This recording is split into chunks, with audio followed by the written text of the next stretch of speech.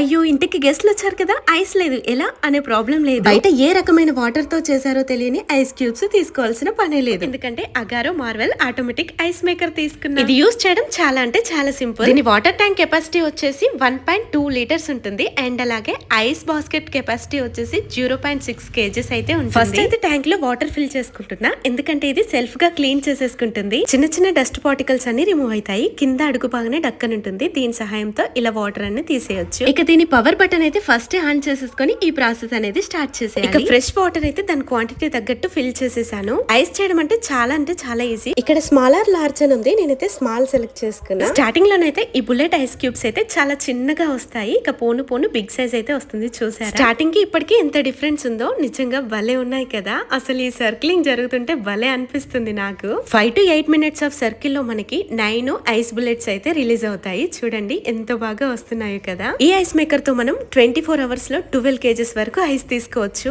దీనికి ice condensing fan కూడా వచ్చింది. ప్రాసెసింగ్ అనేది చాలా ఈజీ అయితే ఇదన్నమాట. ప్రోడక్ట్ కావాలి అంటే ట్యాగ్ చేస్తున్నా, డిస్క్రిప్షన్ లో కూడా ప్రొవైడ్ చేస్తున్నా లింక్ చెక్ చేయండి. Thank you.